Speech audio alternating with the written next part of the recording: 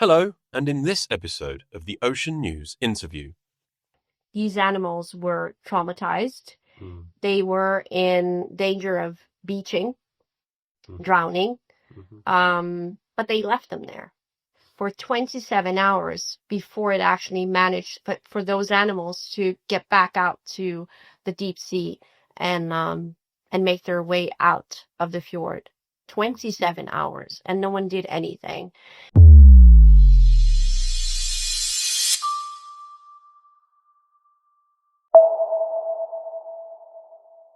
Hello and welcome to the Ocean News podcast, the Friday interview special. In this episode, we are talking to the campaign director for the Faroe Islands at Sea Shepherd, Valentina Crast, about the organisation's involvement in a recent animal rights abuse case that has helped put a temporary pause on this year's grindadráp. With Valentina, we discuss the emerging local sensibilities around the grind, the rise in local opposition towards the annual mass whale and dolphin slaughter, and what we, as global and political outsiders, can do to help make the temporary pause this year something more permanent for the future. I thought it might be nice, by way of introduction, then, to tell us about yourself. Because obviously we've worked with you and featured, opinion pieces penned by yourself. It'd be good to understand more about you and your role. Well, me. I'm an animal rights activist. Mm. I have been for a very long time. So that means I cover all species. But I am so fortunate to be able to work with Sea Shepherd, and I have been for a lot of years on this specific topic. And perhaps I ended up in this role because I live in Denmark. I'm a Dane.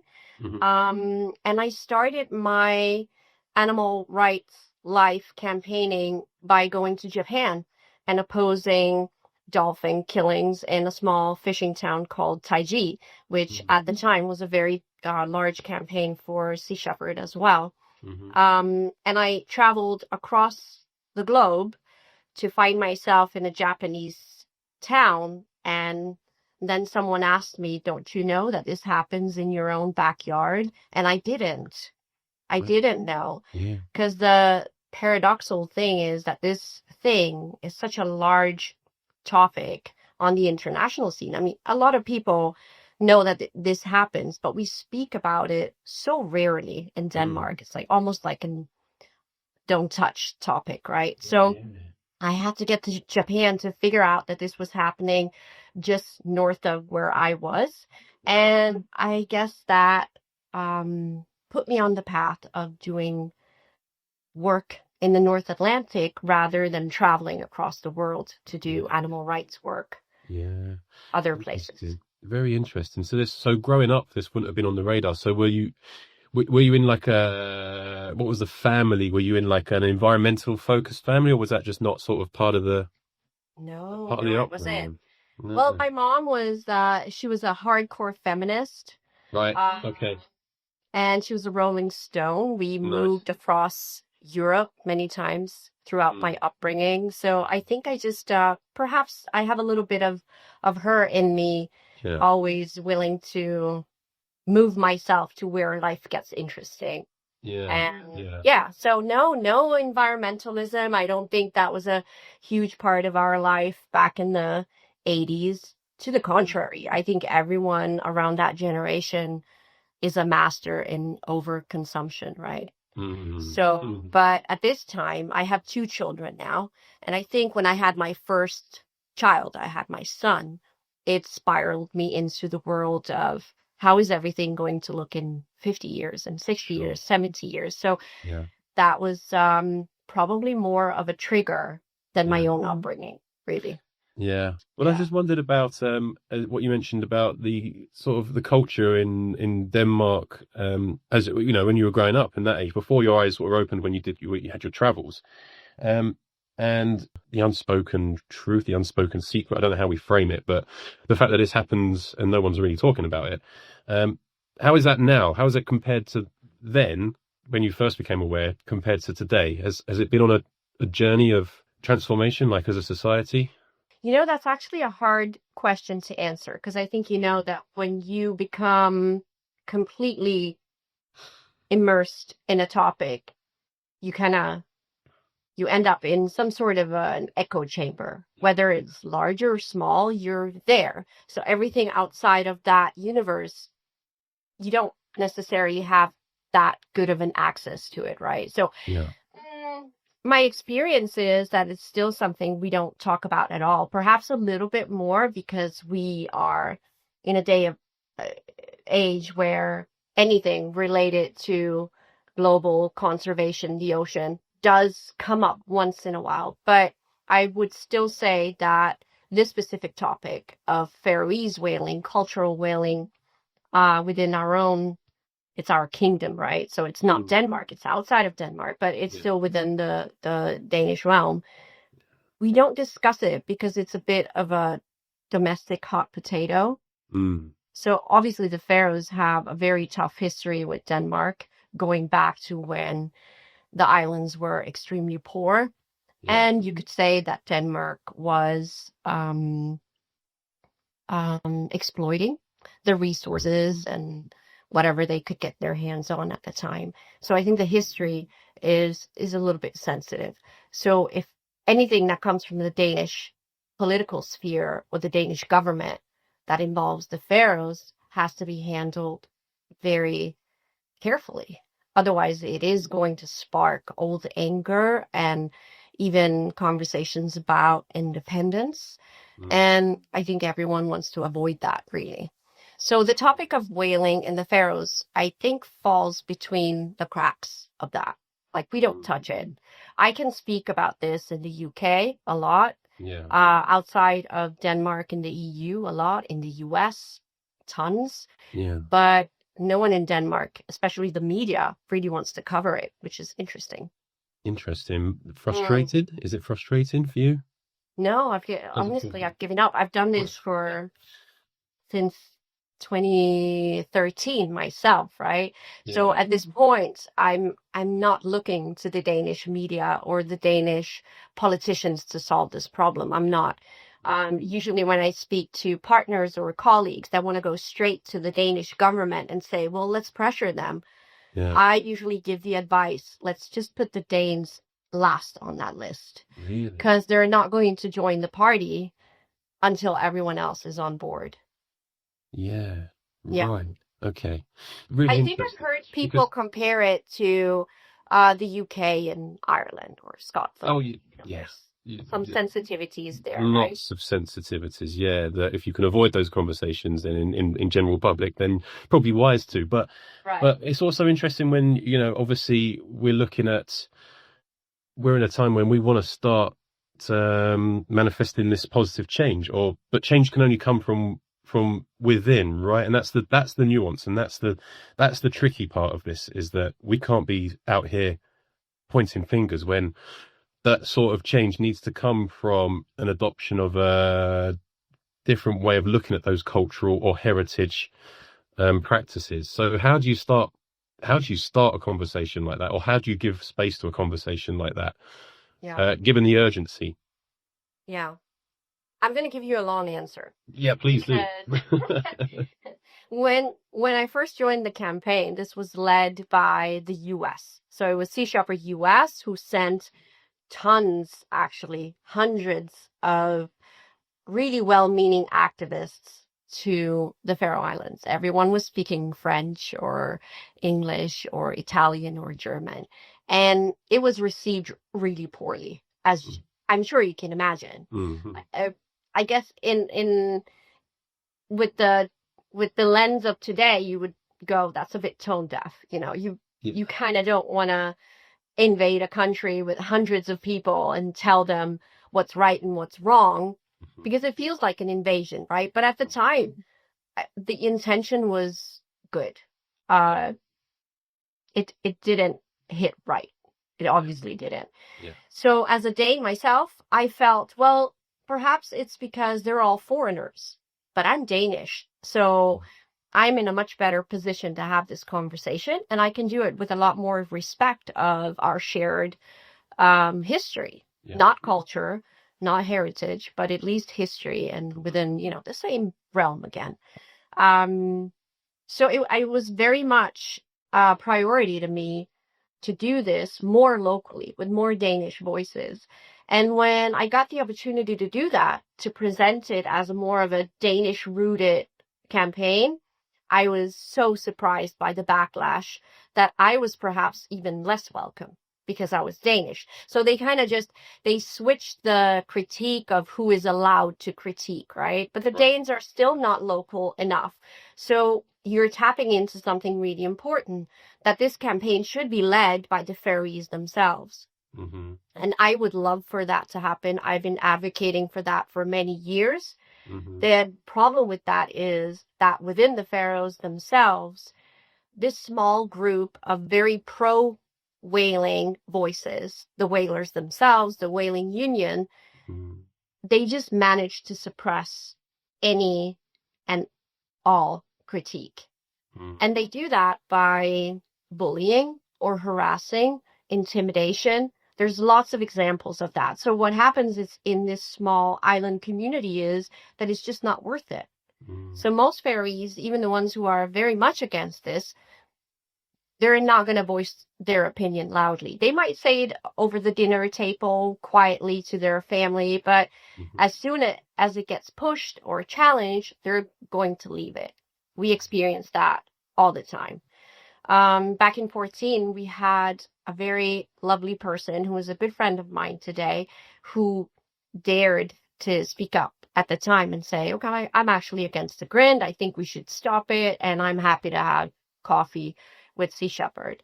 And within a year and a half, he had moved to Denmark because he was being harassed so badly and his children were being bullied in school.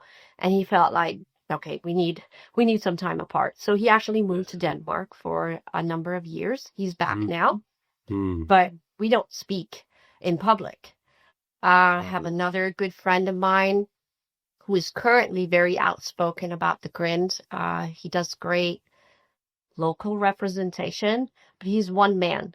And for the years I've known him, we've had 3 incidents where the caps on the wheel has been loosened, so the wheel would fall off while he was driving. So that goes from bullying, harassment to something really dangerous, right? And that's a way of just keeping people quiet. There's also a lot of doxing. A few weeks ago, we had a Faroese police officer exposed on these whaling hate pages by Faroese pro-whaling voices calling him a mole for Sea Shepherd, his name, his face, exposing him, calling him a traitor. And, that amount of pressure is not for everyone. So I'm sure you can imagine that most of the people who just have an opinion, but they're regular people, they're going to stay out of that, right? So for a number of years, I've said that for as long as the Faroese themselves are not allowed to have a public conversation about this and to have fully democratic debates about whether or not it's relevant to shut down this idea of cultural whaling today, for as long as that's not a possibility, then we will take it upon ourselves to keep the conversation alive. So it's not ideal, but it's the only thing we got right now. Yeah. Oh, so fascinating. Like, oh my God, I didn't realize the level of sort of oppression that the people were facing when they like dared to speak out.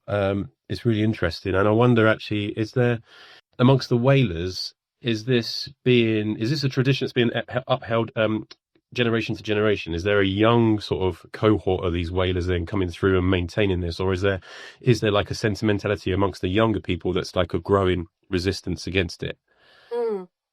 It kind of depends on when you ask. So generally, the older generation will say that there's a lack of interest and they're disappointed that there's never enough people present and helping out, whether or not it's on the boats or on the beaches carrying out the actual killing of the whales. You need a small course to do that. There's always a lot of complaining that there isn't enough people. But at the same time, when they respond to Sea Shepherd campaigning for this to end, they will very often say that our work is inspiring young people to join. So it's a little bit, kind of depends on if you want to hit Sea Shepherd or if you're trying to inspire people to join, right? Yeah. My view on it is there isn't a lot of young people who are as interested in this as the older generation. That's for sure. But I'm not sure I believe the what they've been saying for years is that if we just wait a couple of years, 10 years, 15 years, then this is going to die out on its own. I don't believe that because the whaling union and the whalers themselves have such a big interest in keeping this alive. So it's not unusual for us to see that they do attempt to make it worthwhile for the young people to join in or to make it sound interesting. I think it was last year or earlier this year, they were covered in one of the newspapers saying that they wanted to do like a focused marketing campaign almost to the school children to teach them why this was good. So the material could go to children in their school ages, right? So perhaps they would be interested in getting the course and carrying on the tradition. So I don't believe that this is just a matter of having patience and letting it die out. There is a group of people who are very set on continuing at all costs. Yeah. Oh, goodness. Okay. Yeah. So recent news that we've seen, and please do correct me if I've got this a little bit wrong, but the animal rights abuse case that's been brought to a group of these whalers, and that this case, and this has been brought by a local authority, and this has sort of put a temporary pause on the practice for the time being. Is that have I got that right? Yeah, pretty much. Close. Okay, good. Yeah. So it's that's a bit of good super news. interesting. Never happened before. Last year we had Grind that was cruel, as all of the others are as well, but this was exceptionally poorly carried out because it happened while there was a festival in the area where the Grind was called. So first, the few whalers that had circled and surrounded the pod kept them for 6 hours in the nearby fjord, waiting for people at that festival to be ready to join in the actual kill. That in itself is problematic, that you keep the whales for 6 hours in that setting. It's stressful, it's traumatic, it's hard. They want to escape. They don't understand why they're being circled with boats. It disrupts their ability to navigate because of the sonar. So that in itself is a problem. But what then happened was they did a kill and killed several of them. It was a really large pod. But at the very end, they decided to call it off because they wanted to go back to the festival. So they actually left 90 of the pilot whales in shallow waters. Yeah. And after such an event, these animals are in distress. So one thing is we find it horrible that they kill entire pods, but also it's quite horrible to be a survivor to that because they have such strong family bonds. They are such conscious creatures. They know exactly what happened. So can you imagine being out with your family and before you know it, you're surrounded, 99% of your family members have been dragged and stabbed to death in front of you, and then you're left there to fend for yourself. Obviously, what happened was these animals were traumatized. They were in danger of beaching, drowning, but they left them there for 27 hours before it actually managed for those animals to get back out to the deep sea and make their way out of the fjord. 27 hours, and no one did anything. And while that might seem like a small, uninteresting details in the larger scheme of things of killing on average 1,000 pilot whales and white-sided dolphins a year, it's actually in clear violation of the Grind law. The Grind law is a separate law that covers how you're allowed to whale. And then there's the animal welfare law that these animals aren't really covered in. They're actually exempt from that law. So we did a police report, and that police report was, surprisingly enough, the reason why some of these men were charged with animal cruelty and breaking the grind law.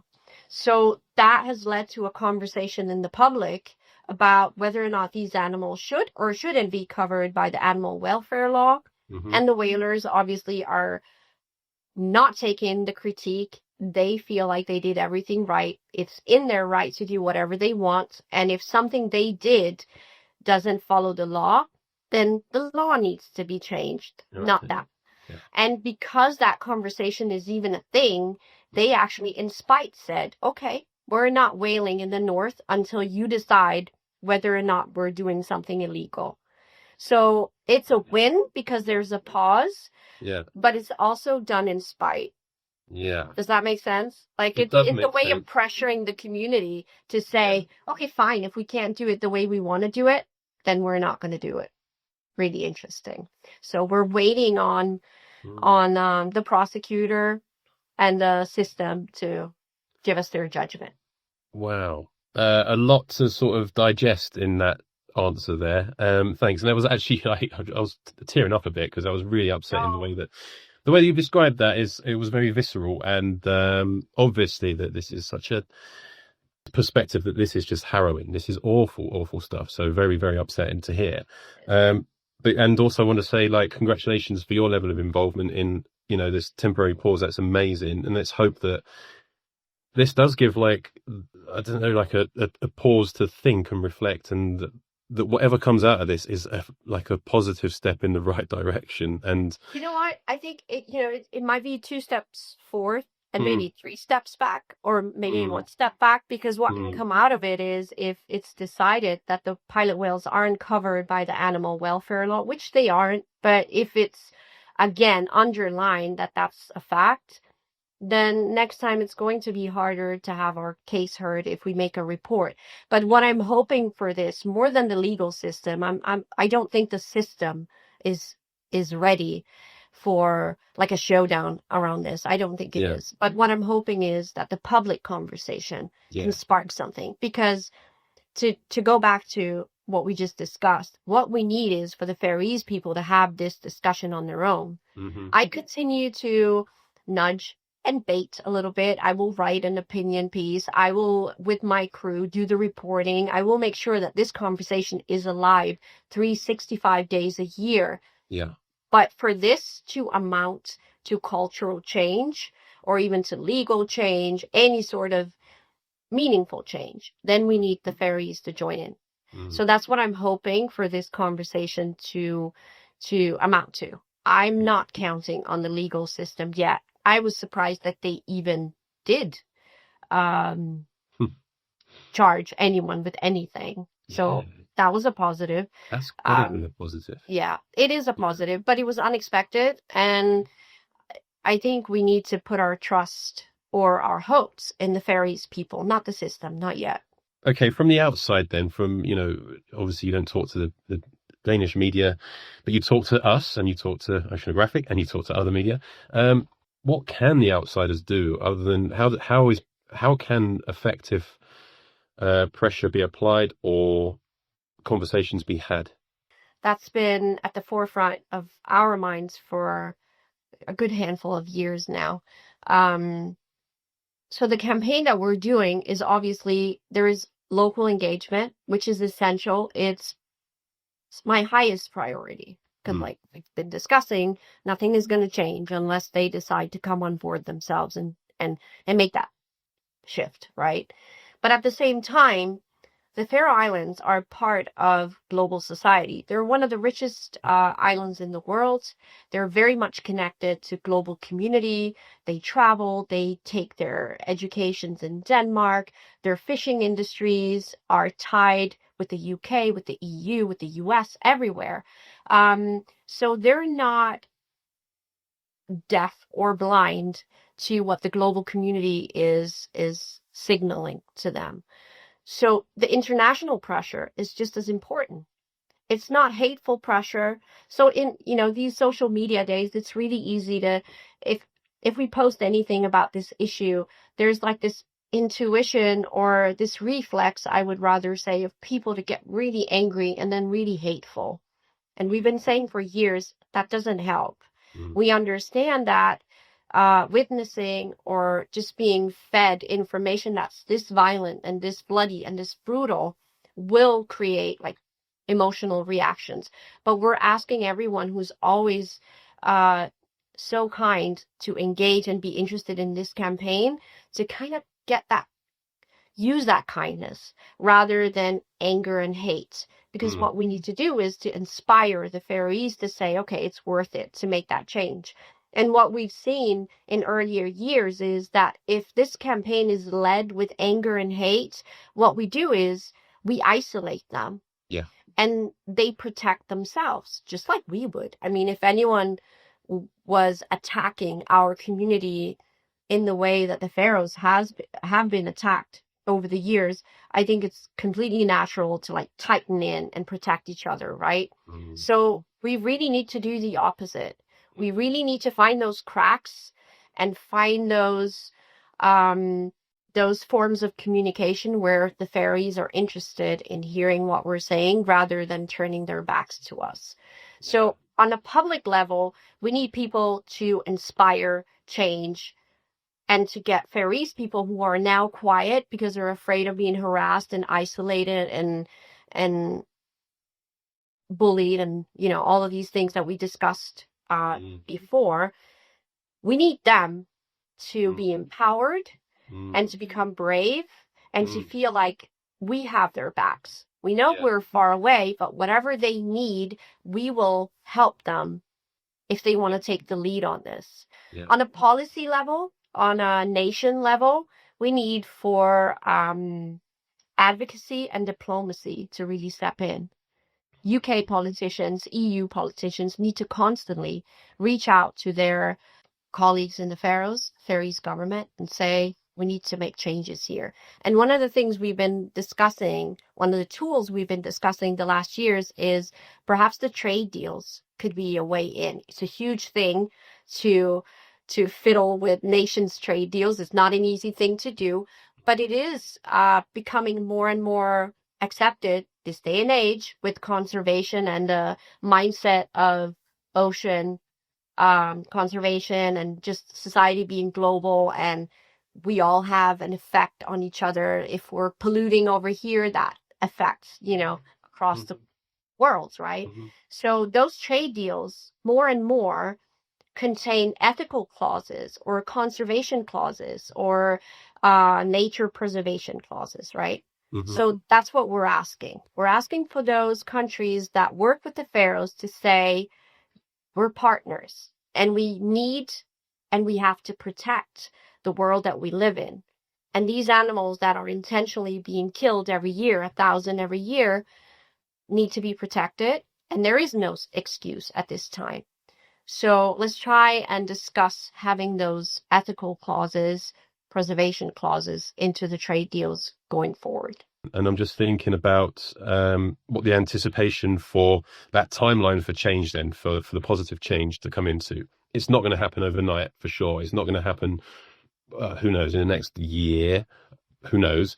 Do you anticipate it to be more of a gradual closing down those parameters? Maybe they start putting a limit on numbers and then gradually, do you think that's going to be the way forward here? Well, I know that's not a good answer, but I think your guess is as good as mine, to be honest. Even though this is my life, I do this for hours every day. But to be honest with you, I think the progress or the progress that we've had this year, I was expecting that to take 5 years. Right. Yeah. So it seems like there's momentum right now for some really good things.